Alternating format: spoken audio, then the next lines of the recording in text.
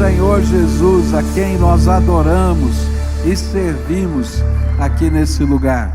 Deixa eu virar isso aqui, senão eu não enxergo nada a hora que a gente for trabalhar. Pode sentar, queridos. Hoje eu estou muito feliz, porque pela primeira vez, não é? Desde março, as crianças de 6 a 9 anos estão podendo participar do culto, tem lá um momento especial para eles, e a gente está muito feliz. Eu estava tão preocupado, falei várias vezes aqui nos cultos, não é? Por esse distanciamento, mas eu fico feliz que começa a voltar, não é? E eu espero que continue assim, que não tenha segunda onda nem terceira, mas que a gente possa ver essa bênção de Deus se manifestando também em termos de saúde. Eu queria continuar a estudar a palavra de Deus. A gente tem estudado a segunda parte do livro de Ezequiel, onde o livro de Ezequiel fala, nessa segunda parte, da volta da glória do Senhor. Na primeira parte ele anuncia: a glória do Senhor está indo embora, o templo vai ser destruído, porque vocês não entenderam a santidade da presença de Deus no meio do seu povo. E aí então, depois do templo ser destruído, e depois de todas aquelas profecias se cumprirem, Ezequiel começa a receber do Senhor uma mensagem, que ia chegar o tempo onde a glória do Senhor ia voltar. E quando a glória do Senhor voltasse, algumas coisas tremendas aconteceriam. E a gente veio estudando essas coisas que aconteceriam. E eu queria agora me fixar no finalzinho desta profecia, que são os capítulos 47 e 48. E para a gente pegar o tom do final dessa profecia, eu queria ler junto com vocês parte do capítulo 47. Então eu vou ler o versículo 1, depois eu vou pular para o versículo 6 e vou até o versículo 12 do capítulo 47 do livro de Ezequiel, onde a palavra do Senhor diz assim: o homem levou-me de volta à entrada do templo, e vi água saindo debaixo da soleira do templo, e indo para o leste, pois o templo estava voltado para o oriente, e a água descia debaixo do lado sul do templo, ao sul do altar.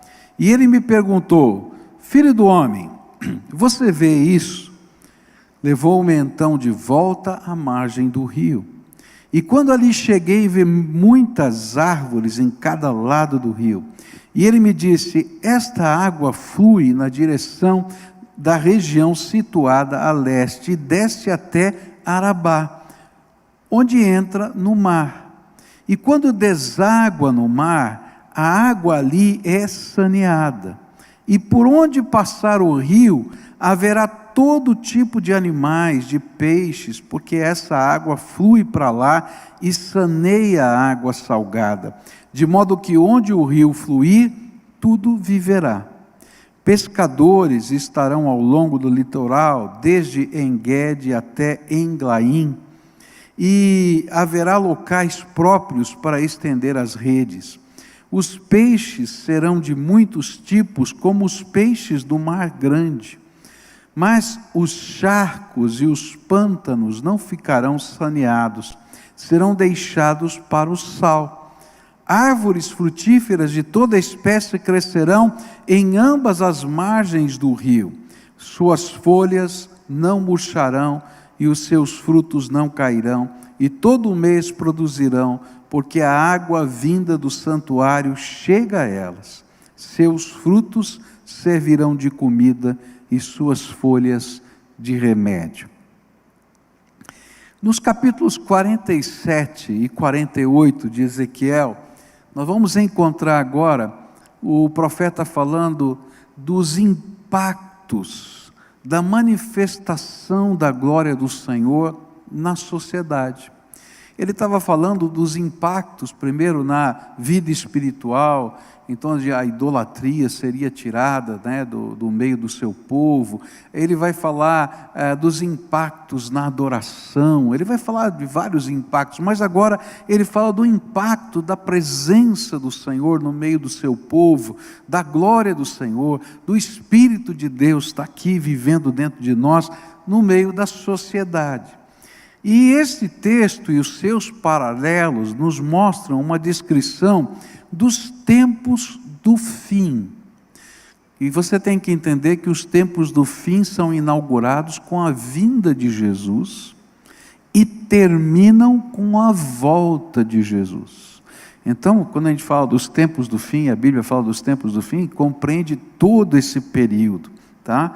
E como o Espírito Santo derramado no meio do povo de Deus, no meio da sua igreja espiritual, não institucional, faria com que houvesse tamanhas transformações, e que culminariam, e só culminarão, na volta do Senhor Jesus. Por isso há coisas aqui nesta profecia, e nos textos paralelos, que a gente vai encontrar, que só vão acontecer quando Jesus voltar. Mas há coisas que a gente já tem o prenúncio, já tem o sabor, tem as primícias, como a palavra de Deus fala. Por isso Jesus comparou a volta da glória do Senhor, o derramar do Espírito Santo na nossa vida, com esse rio que fluía do templo de Deus. E lá em João capítulo 7, versículos 37 a 39, a palavra do Senhor vai dizer assim: no último e mais importante dia da festa, Jesus levantou-se e disse em alta voz: se alguém tem sede, venha a mim e beba. Quem crer em mim, como diz a Escritura, do seu interior fluirão rios de água viva. E ele estava se referindo ao Espírito, que mais tarde receberiam os que nele crescem. Até então o Espírito ainda não tinha sido dado, pois Jesus ainda não fora glorificado. E aí então começa, vamos dizer assim, aquilo que essa profecia está lá sendo descrita, começa com esse derramar do Espírito na vinda de Jesus, ou melhor, depois da sua morte, e vai concluir-se, não é? No período do fim, na volta do Senhor Jesus. E os textos paralelos mais conhecidos desse texto que a gente leu em Ezequiel, é Zacarias 14, versículos 5 a 9, Apocalipse 22, de 1 a 7, e que mostram fatos que só vão acontecer com a segunda vinda de Cristo. Então, qual seria a lição principal desta profecia? Para a gente não se perder nos detalhes, como já falei várias vezes aqui. A lição norteadora, o princípio norteador dessa profecia é que a vida procede da manifestação da glória do Senhor entre nós. Toda vez que a glória do Senhor se afasta, é tempo obscuro, é tempo de morte. Mas toda vez que a glória do Senhor, o Espírito de Deus é derramado, um princípio de vida é lançado sobre a sociedade, sobre as pessoas, sobre o coração delas. E então eu queria olhar para esse texto sobre essa ótica. Quais são os efeitos vivificantes da presença do Espírito no meio do seu povo? E o primeiro, eu vou destacar aqui os versículos 8 e 9, que diz assim: ele me disse, esta água flui na direção da região situada a leste, desce até Arabá, onde entra no mar. Quando deságua no mar, a água ali é saneada, e por onde passar o rio, haverá todo tipo de animais, peixes, porque essa água flui para lá e saneia a água salgada, de modo que onde o rio fluir, tudo viverá. Olha só que tremendo. Isso tem que entender que é uma visão. Ele está vendo, tá? Ele está recebendo uma profecia, e é uma visão.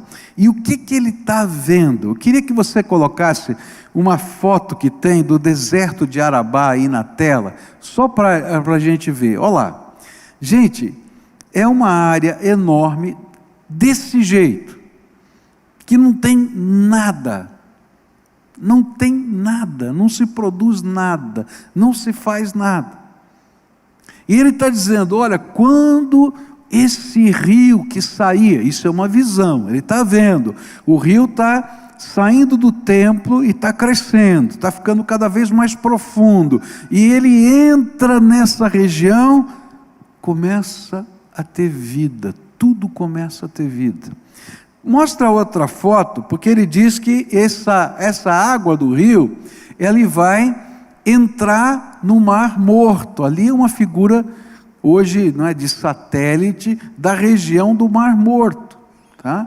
E você sabe que no Mar Morto não tem peixes, porque ele é tão salgado, mas tão salgado, que não consegue nenhum peixe viver lá. E aquela região hoje, se você olhar a parte de baixo ali do Mar Morto, você vai ver umas estriazinhas ali, não é? Eles trabalham, são indústrias que retiram, tanto do lado da Jordânia, quanto do lado de Israel, que tiram do Mar Morto potássio. Tá? Então ali, essa é uma figura diferente, mas ali era um lago salgado ali, tremendo, e ele está dizendo, não tem vida, mas quando a água viva que procede do trono entra nessa região, tá? A vida abundante e exuberante começa a ser percebida ali. E a grande lição aqui é que quando a glória de Deus se revela, ela traz vida abundante, vida exuberante, que se revela, por quê? Porque só o Senhor tem poder de sanear aquilo que produzia morte. E este é o ensino básico desse texto aqui. Essa palavra que aparece na minha versão como sanear, é a palavra hebraica rafá, que quer dizer cura, ou trazer saúde ao que estava morrendo, que já havia perecido. E foi nesse sentido que Jesus disse que rios de água viva fluiriam de dentro daqueles que o buscassem. Eu quero dizer para você que existe um vírus, pior que o coronavírus, e uma pandemia que acontece na história da humanidade. E esse vírus chama-se pecado. E a Bíblia fala que nós estamos mortos nos nossos delitos e pecados. E por quê? Porque eles cegam o nosso entendimento. Uma das coisas que um pastor faz é atender famílias em alguns momentos horríveis, terríveis, que são quando pessoas da sua família partem, não é? E é muito interessante a gente olhar como as pessoas reagem de modo diferente. Eu já vi pessoas olhando para o corpo no caixão, beijando, abraçando aquele corpo. Eu já vi pessoas chorando em cima daquele corpo. Eu já vi pessoas conversando, mas o que acontece é que aquele corpo que está ali está morto, ele não interage. E o que a Bíblia diz que quando nós morremos nos nossos delitos e pecados, é exatamente isso. Ainda que você esteja vivo, caminhando por essa vida, Deus fala com você, toca o seu coração e você não ouve. Você não percebe a voz do Espírito, você não sente o toque do Senhor na sua vida. E até que um dia, através da graça de Jesus, você possa ser ressuscitado espiritualmente, e você comece a entender que Deus fala, que Deus toca, e começa a nascer em nós uma nova percepção de vida. E essa percepção de vida é curadora, porque o sangue de Jesus nos purifica de todo pecado. E Ele começa então a restaurar em nós o que o pecado desfigurou, porque só o Senhor, pelo seu poder glorioso, é capaz de restaurar o que foi desfigurado. Eu tenho visto algumas coisas tremendas acontecerem no meio de pessoas que vivem uma experiência profunda com o Senhor. É tremendo isso, como as coisas acontecem na vida das pessoas. Eu já vi, aqui nessa igreja mesmo, pessoas sentadas, um banco assim, quase uma fila inteira, e de repente você olha para aquela fila e diz assim, como é que pode sentar todo mundo junto? né? Porque aí tem o marido, a ex-mulher, tem a outra mulher, né? Tem os filhos de um casamento, os filhos de outro casamento, e você diz, como é que tem liga? Porque lá atrás estava tudo quebrado, um não falava com o outro, um não se entendia, todo mundo se odiava, mas de repente, não dá para mudar o que já aconteceu, mas dá para curar as feridas que estavam dentro da alma, e dá para poder restaurar o que parecia não ser restaurável. Eu já vi pessoas que não se conversavam, né? Essa semana eu ouvi aqui o testemunho, né, bonito, de um pai que estava orando porque 2 dos seus filhos não se conversavam, e ele fez um propósito de oração, fez lá o jejum de 21 dias, junto com a nossa campanha de oração, e o propósito dele nesse jejum era que os filhos voltassem a se conversar, que eles pudessem se restaurar, e esse foi o motivo de oração. E aí Deus tocou o coração dele, e disse, sabe de uma coisa, você vai fazer um jantar, e vai chamar os filhos, e não vai dizer que você chamou os 2, e aí então ele chama, e os 2 estão na casa, quando se olha, já posso até imaginar a cena, não é? E aí ele diz, olha, eu orei 21 dias por vocês, e fiz um jejum, porque eu quero que o Senhor restaure. E aí começou um quebrantamento, começou uma transformação. Por quê? Porque onde a água do Espírito chega, há restauração. Pode ser um deserto, como o deserto de Arabá, ou um mar morto, como aquele que não pode produzir vida, e de repente o Senhor vai lá e cura, e começa a tratar as feridas emocionais, como eu preciso, como você precisa, que o Espírito Santo de Deus, que o glorioso Senhor, ressuscite o que está morto dentro de nós, e só Jesus pode fazer isso. Por isso eu e você precisamos de Jesus. E sabe, no entanto, se você olhar os textos paralelos, essa não é apenas uma linguagem figurada da profecia. Essa é uma profecia que fala da restauração de uma nação que havia morrido porque tinham desprezado a glória do Senhor. E aí então o Senhor vai prometer que vai haver essa restauração. E alguns aspectos desta profecia que vão aparecer nos textos paralelos a elas, só vão acontecer quando Jesus voltar nessa terra. E eu quero ler aqui para você conhecer. Zacarias 14, versículos 5 a 9, diz assim, e então o Senhor, o meu Deus, virá com todos os seus santos, e naquele dia não haverá calor nem frio. Será um dia único, um dia que o Senhor conhece, no qual não haverá separação entre dia e noite, porque mesmo depois de anoitecer, haverá claridade, e naquele dia águas correntes fluirão de Jerusalém, metade delas para o mar do leste, metade para o mar do oeste, e isso acontecerá tanto no verão como no inverno. E o Senhor será o rei de toda a terra, e naquele dia haverá um só Senhor, e o seu nome será o único nome. Essa é a profecia do livro de Zacarias.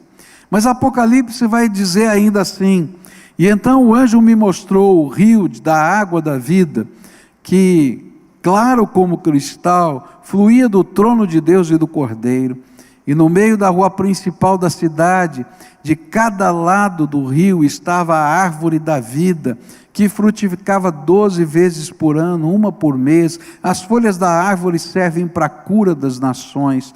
Já não haverá maldição nenhuma. O trono de Deus e do Cordeiro estará na cidade, e os seus servos o servirão.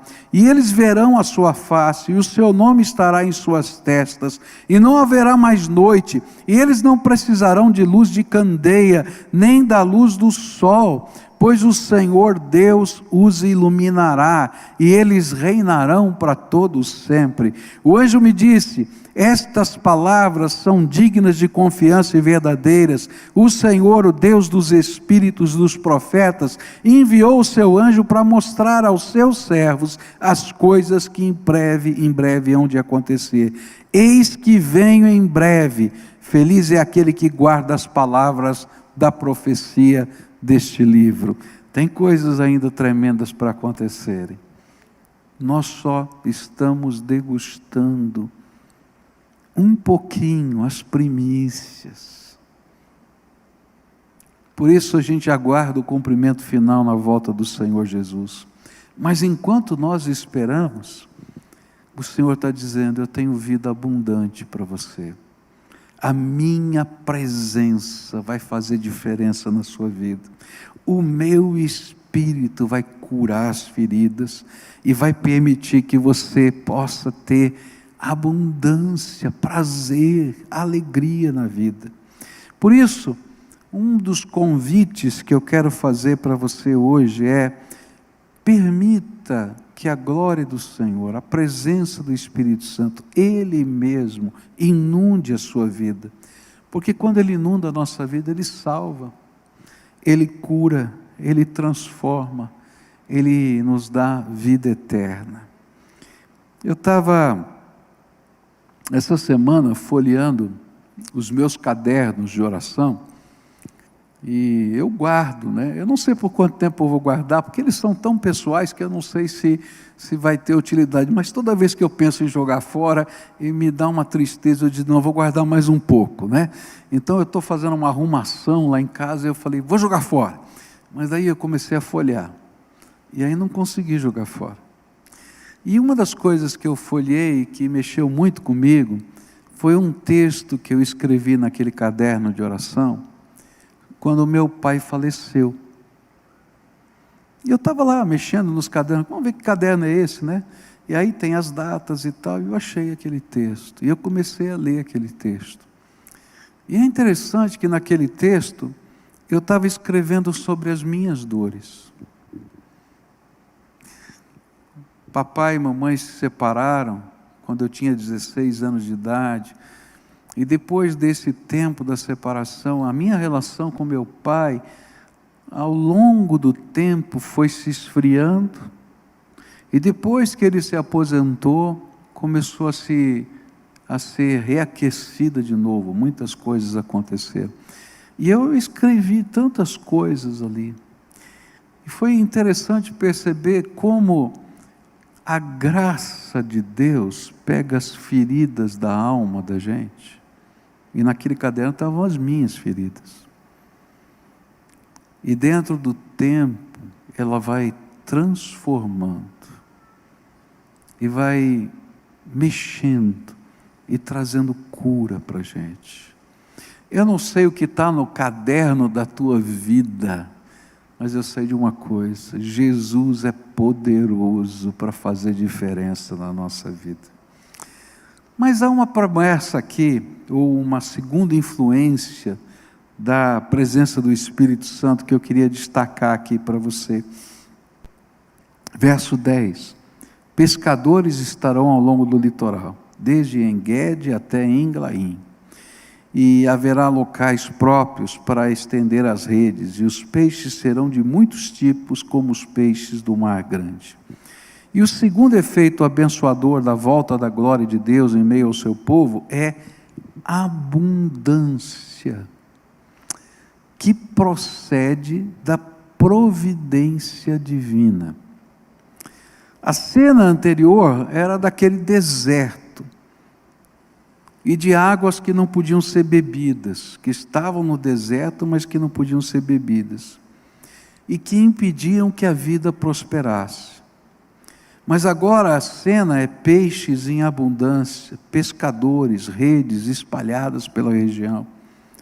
E uma comparação é feita com o chamado Mar Grande. O Mar Grande na Bíblia é o Mar Mediterrâneo, tá?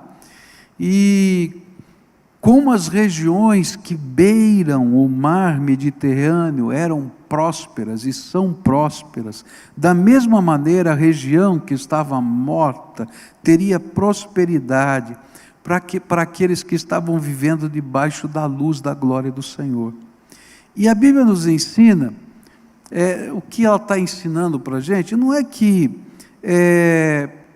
a gente vai ficar rico quando o Senhor entra no templo do nosso coração. Não, Rios de água viva vão fluir de dentro da nossa alma, como Jesus disse, mas o Senhor vai começar a colocar debaixo da providência dEle a nossa vida. E que Ele vai cuidar dos detalhes, porque a gente está debaixo da providência de Deus. Deus passa a ser o nosso provedor. Não quer dizer que você vai ficar rico, gente, que não vai ter doença, que não vai ter problema. Não, você vai ter um provedor, alguém que está ao seu lado, que sustenta a tua vida, no dia bom e no dia ruim. Eu me lembro que quando Deus tocou meu coração, me chamou ao ministério, isso aconteceu com 12 anos, com 14 eu comecei a namorar com a Cleusa, né? Jovenzinho demais, né? Casei com 21, tá? Então 14 anos eu comecei a namorar com a Cleusa. E naquela época, a Cleusa, ela tinha um padrão de vida muito melhor do que o meu padrão de vida, né?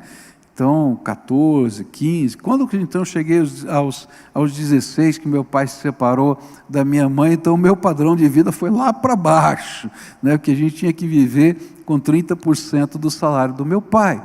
E aí, então, essa era uma coisa muito difícil, muito complicada. E eu me lembro, porque eu já tinha a vocação, e várias vezes eu disse para ela: você tem certeza que você quer namorar comigo? Você tem certeza que você quer casar comigo? Porque eu vou ser um pastor. Eu não vou ter o padrão de vida que você tem na sua casa. Eu não sei como é que vai ser. Eu não sei como é que vai ser o sustento. Eu não sei como é que vai ser. E eu confesso para vocês que eu era, naquele tempo, muito preocupado com o sustento. Eu quero dizer para você que o Senhor sempre proveu, tanto naqueles tempos difíceis, quando o papai saiu de casa, porque nunca faltou nada, quanto continua provendo abundantemente até hoje, porque a gente vive debaixo da providência de Deus. Eu confesso para vocês que depois de velho, e eu comecei a pensar na aposentadoria, eu não sei se é uma crise de todo velho, né? Mas eu tenho que falar para você, né? Eu fiz 62 anos, vou fazer amanhã, então aqui a gente fica pensando, e quando eu me aposentar, como é que eu vou me sustentar, como é que vai ser? E gente, eu já pensei tanta coisa, você não pode nem imaginar. Aí um dia eu levei uma bronca de Deus, falei assim: filho, te falta alguma coisa? Não. Quem te sustentou todos os dias da sua vida foi o Senhor. Então por que você não confia que eu também vou te sustentar até o final dos seus dias? Sabe, queridos, uma das coisas tremendas que a Bíblia vai ensinar para a gente é que quando o Espírito de Deus está em nós, e o Senhor Jesus é o Senhor da nossa vida, a gente está debaixo da providência divina, porque a gente passa a ser propriedade exclusiva de Jesus Cristo, e Ele como propriedade, como proprietário, Ele é o provedor, Ele é o responsável.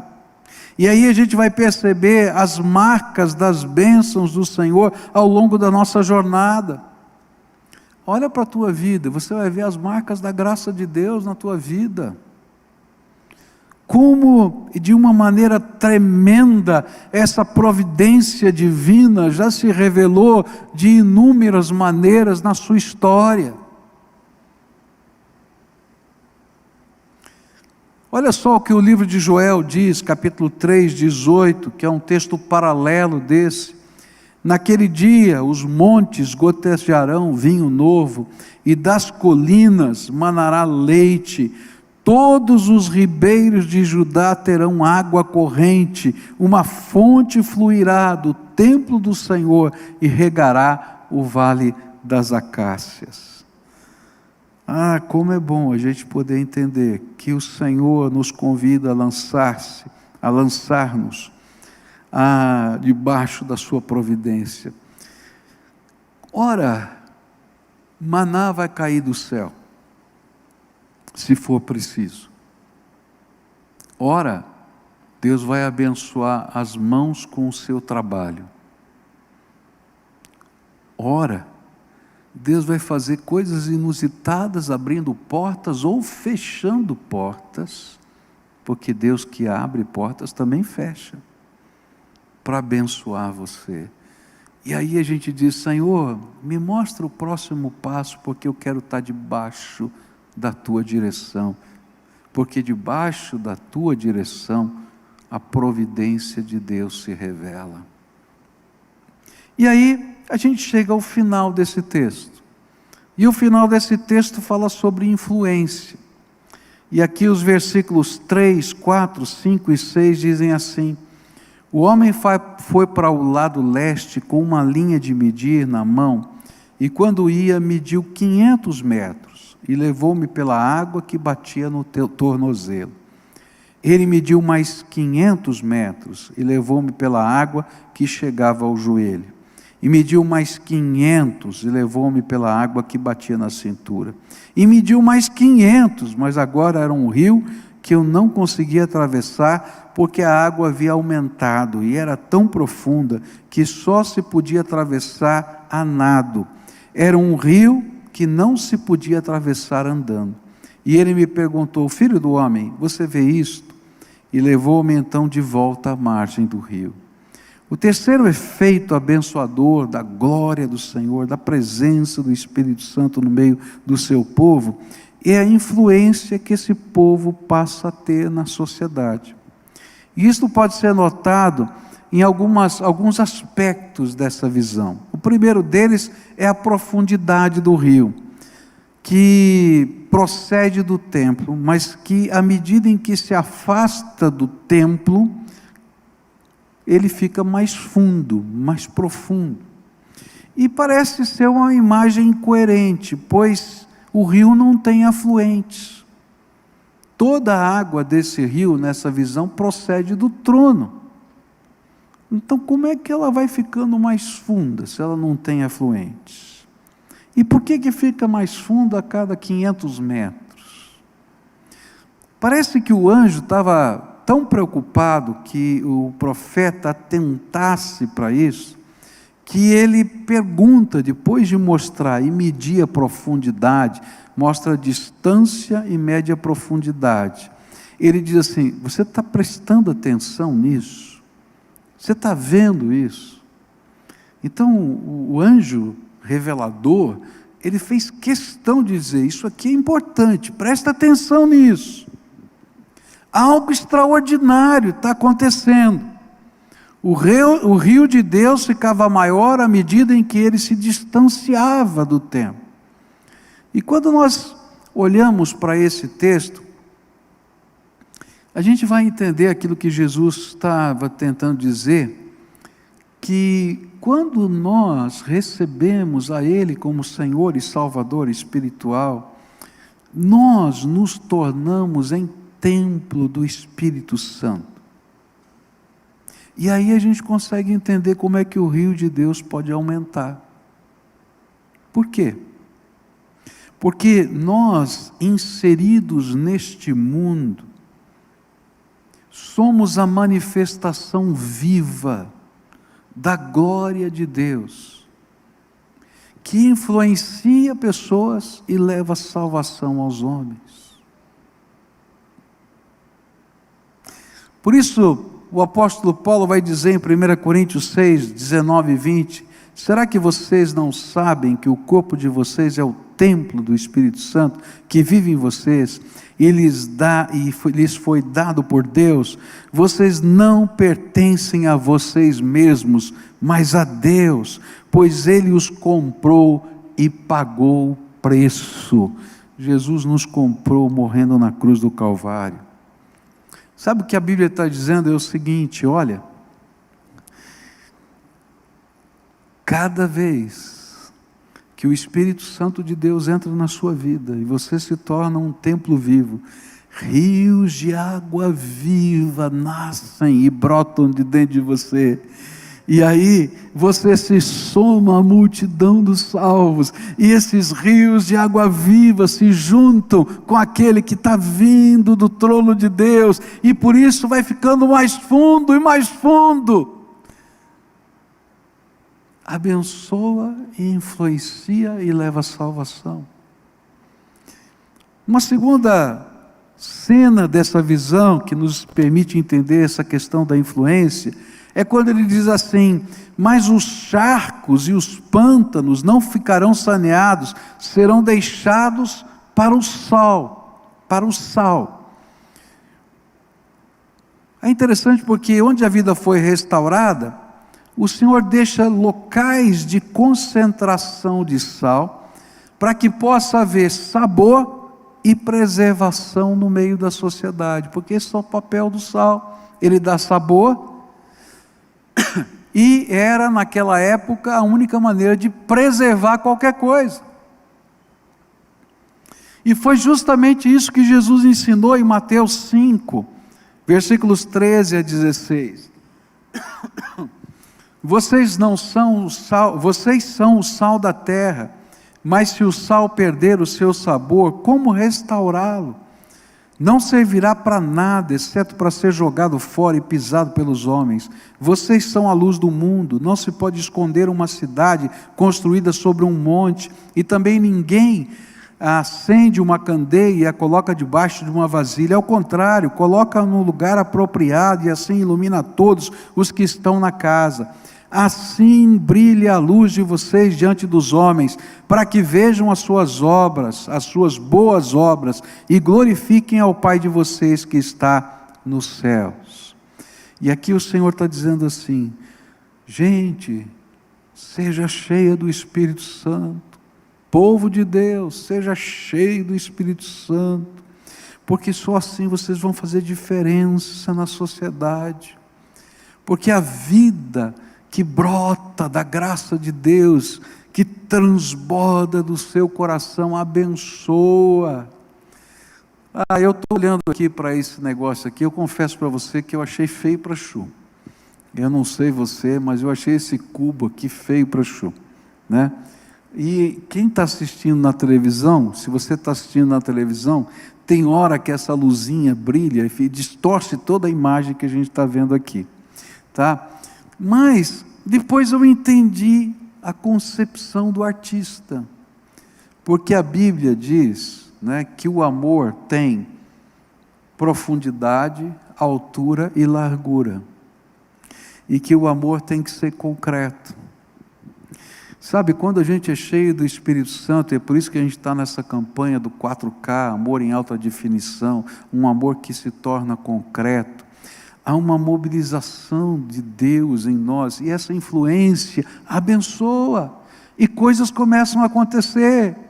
Eu ouvi de uma célula, né, que um vizinho, um comerciante, vizinho de um dos membros dessa célula, a casa dele, que era também o seu negócio, pegou fogo. E aí a célula se uniu para dizer assim: nós vamos ajudar. E foram lá e já conseguiram toda a mobília para casa nova, mas não tem casa nova. Então disseram: não, temos que reconstruir a casa dele. E aí já conseguiram boa parte dos materiais de construção, e agora vão terminar de conseguir os materiais e vão construir aquela casa de novo. E você vai dizer: mas como é que uma célula, um grupinho pequeno de gente faz isso? Porque quando a gente é cheio do Espírito, a gente influencia.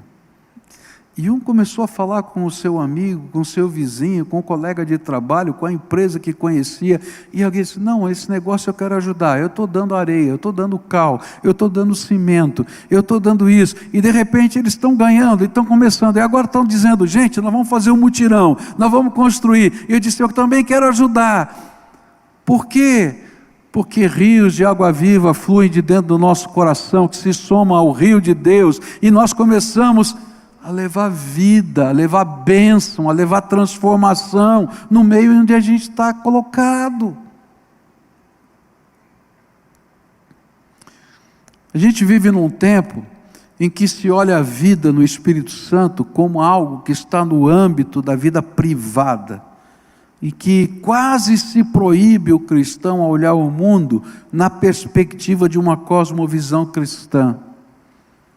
Eu quero dizer para você que a Bíblia não apenas afirma que devemos ter uma cosmovisão cristã, como também devemos influenciar o mundo que vivemos, porque por mais plural que ele seja, ainda pode-se levar vida, esperança, graça, amor e bem, porque se não fizermos isso, deixaremos de ser sal e luz nessa terra. Por isso, como templos do Espírito Santo, a gente tem que levar vida, salvação, bênção, valores, porque flui de dentro da gente. A gente não faz porque é planejado, nasce, brota.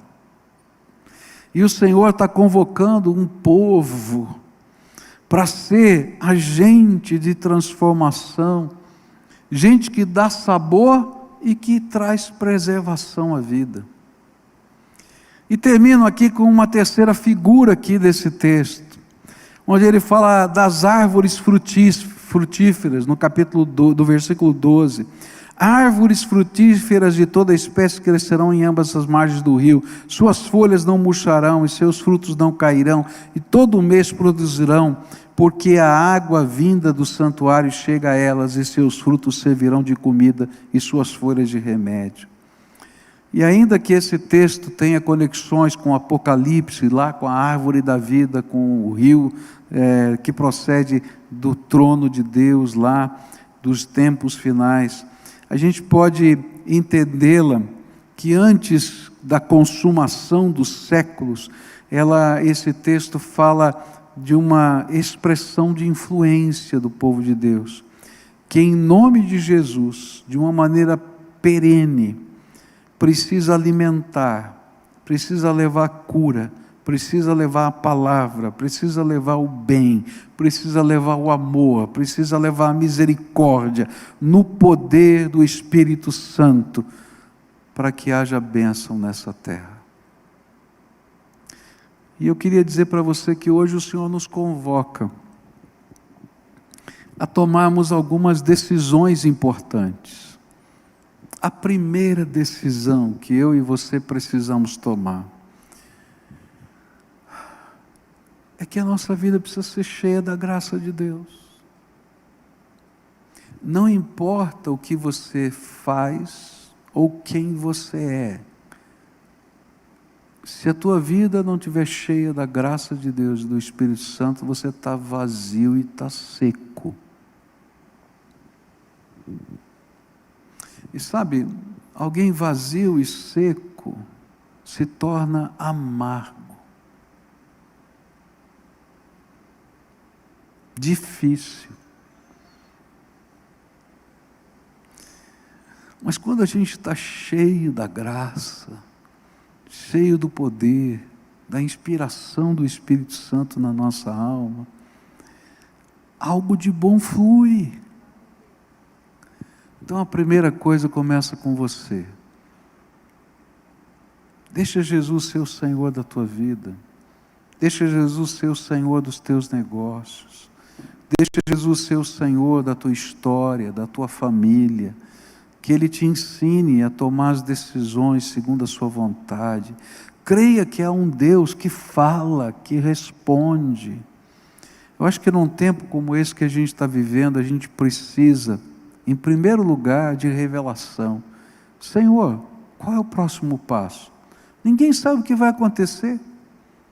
A gente começa a fazer planejamento de final de ano, né? Essa semana a gente estava sentado aqui para conversar de planejamento para o ano que vem. Eu falei, gente, só se Deus revelar. Não é verdade? Vamos falar a verdade. Vai estar aberto, vai poder fazer isso, não vai poder, vai voltar, não vai voltar. A gente precisa de revelação de Deus, discernimento espiritual. Olha, não tem mecanismo humano que nos dê aquilo que nós estamos precisando. Não tem. Então deixa Jesus entrar. Você precisa de sabedoria. Porque os recursos são poucos. E como é que a gente otimiza os recursos num tempo de escassez? A gente precisa de sabedoria. A gente precisa da providência de Deus. Aí eu vejo esse Covid como se Deus estivesse dizendo para a gente, né? Vocês se acham tão fortes assim, que um bichinho microscópico, né, que tem uma estrutura biológica ínfima comparado à estrutura biológica do ser humano, para o mundo, para tudo, para tudo.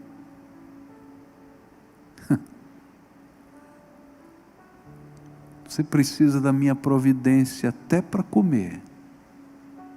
13 milhões de desempregados nessa nação. Se não for a providência de Deus, a certeza de que a gente está na palma da mão de Deus, como é que vai ser?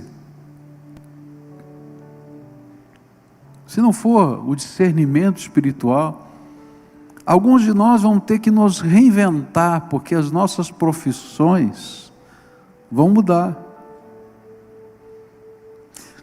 Basta olhar para a igreja teve que mudar em uma semana o seu jeito de ser de centenas de anos.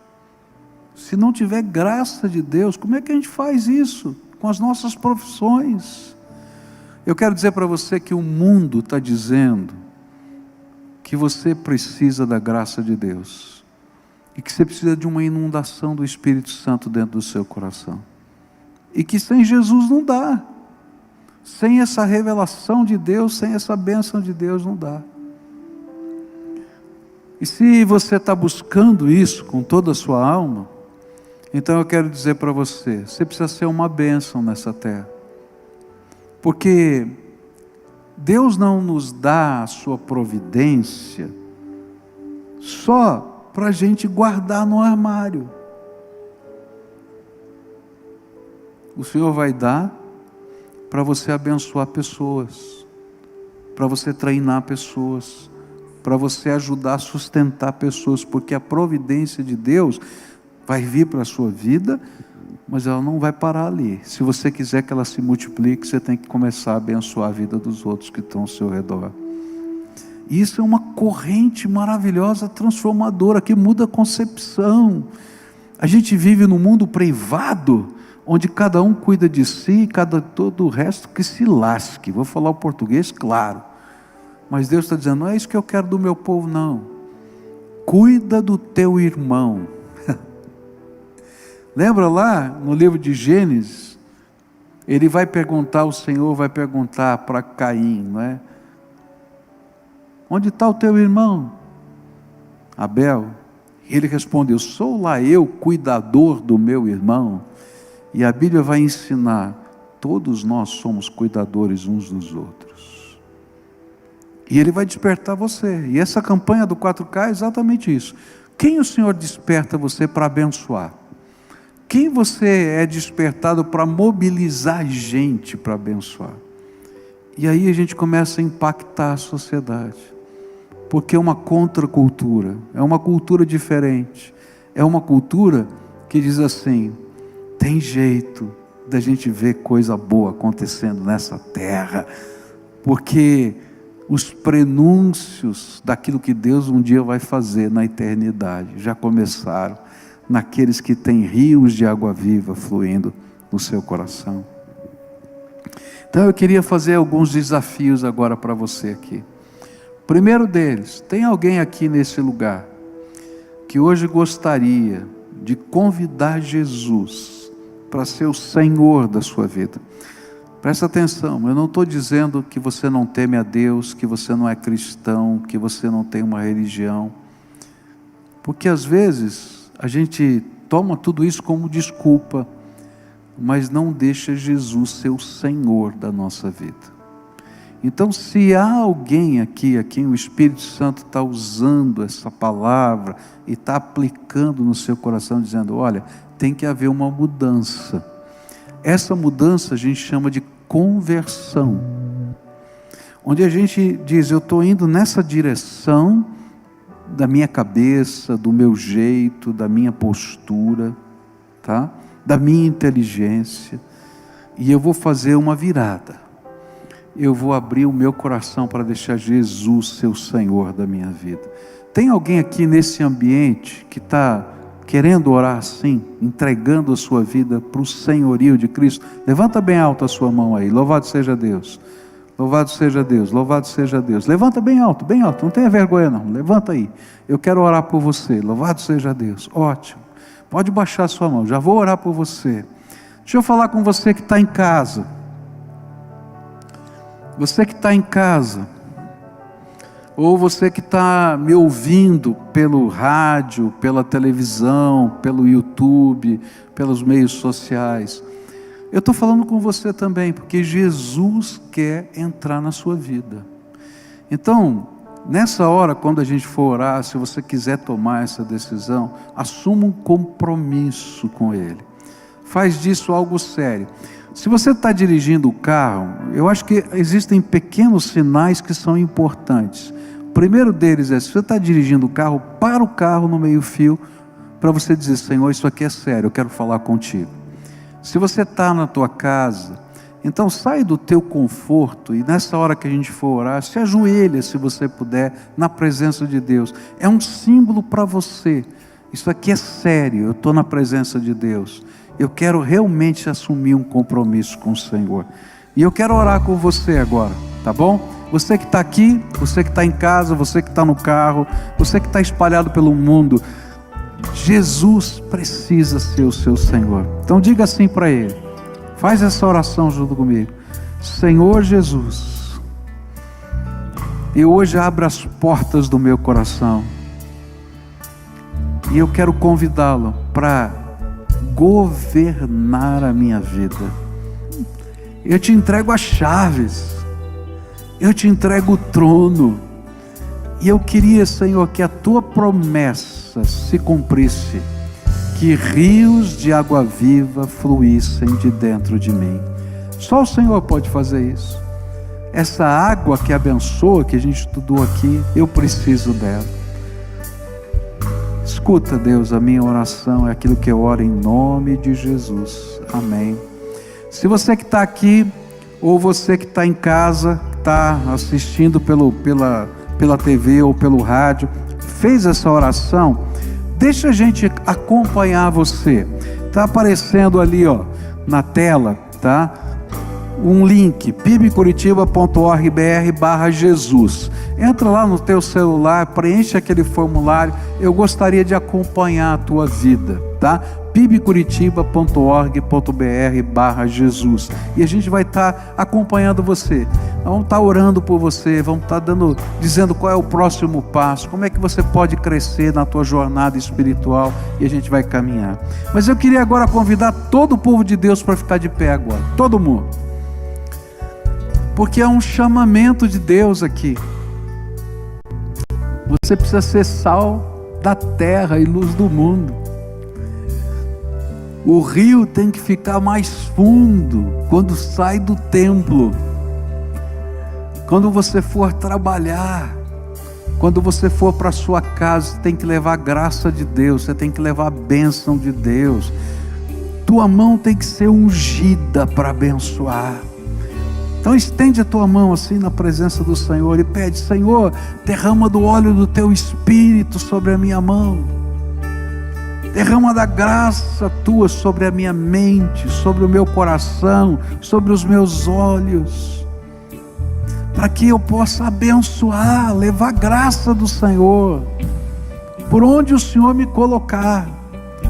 Agora começa na tua casa, porque se a gente não é capaz de abençoar os da nossa casa, como é que a gente vai abençoar os outros? Leva amor, leva misericórdia, leva perdão, leva cuidado, leva atenção. Olha para as pessoas que estão ao seu redor e diz: Jesus, me faz um agente da tua graça. Escuta, Deus, a nossa oração agora e abençoa o teu povo. Ó Pai, eu queria pedir que nessa hora Tu abra, Senhor, nesse momento as janelas do céu e derrama a unção do Teu Espírito poderosa. Derrama, derrama, derrama, derrama. E que esse povo, lavado pela Tua graça e cheio do Teu poder, seja uma influência abençoadora por onde passar. Começa, Senhor, em casa, com os nossos filhos, com a esposa, com o marido. Começa com os pais. Começa, Senhor. Mas não para ali, para nas pessoas com quem trabalhamos. Continua nas pessoas com quem trabalhamos, com quem convivemos. Que a gente possa levar o Teu amor e a Tua misericórdia. É em nome de Jesus que oramos. Amém e amém.